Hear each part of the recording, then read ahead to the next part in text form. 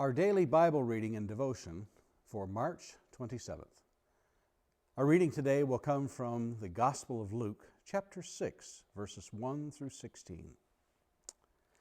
On a Sabbath, while he was going through the grain fields, his disciples plucked and ate some heads of grain, rubbing them in their hands. But some of the Pharisees said, "Why are you doing what is not lawful to do on the Sabbath?" And Jesus answered them, "Have you not read what David did when he was hungry? He and those who were with him, how he entered the house of God and took and ate the bread of the presence, which is not lawful for any but the priest to eat, and also gave it to those with him. And he said to them, the Son of Man is Lord of the Sabbath."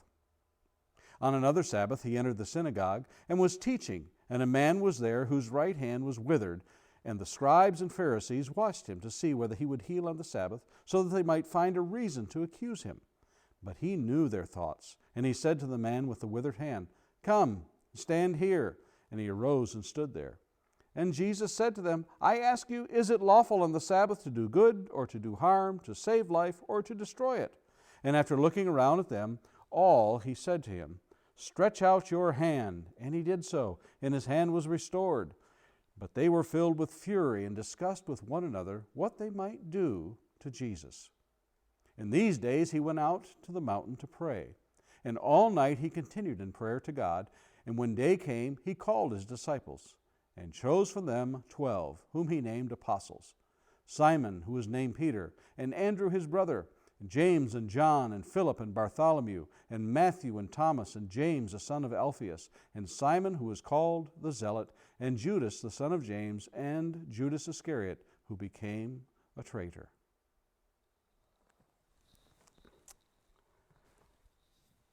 Devotion thoughts for today.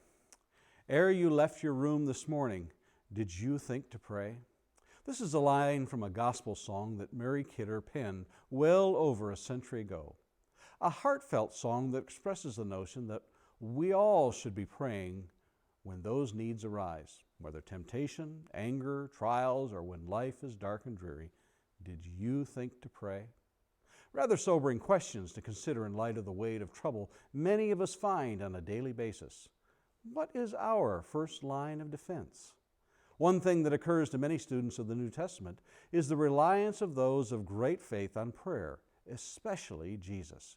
It was after an entire night in prayer that Jesus chose the 12 that would carry on his gospel after his death. Besides great Bible characters like Moses, Daniel, David, and the likes, many historical figures have found great solace and strength in the communing prayer. Abraham Lincoln, in the darkest days of the United States Civil War, called for a national day of prayer and fasting on April 30th, 1863. At the outset of World War II, Franklin Roosevelt uttered a prayer to God over the radio to an anxious nation. It is absolutely imperative that men and women today offer up prayers and petitions to our Heavenly Father in times of trouble and trials. Yet it is no less needed for our daily bread as well. Think of the impact this could have on lives of those who sought the aid of God in decisions of those seemingly insignificant affairs of life. Do you pray each day before leaving your house for work, school, or errands? Do you pray for guidance in your work? Do you pray for insight into those with whom you will come in contact with today? For Jesus, his decision to choose among the great number of disciples those who would carry on his message was one he would not make without a great deal of care. Perhaps there is a lesson couched in this passage that we would do well to glean in our lives. Question of the day: when was the last time you spent the night in prayer? A thought to meditate on this day: make a list of areas in your life you could use prayers to help you. This has been our Bible reading for March 27th.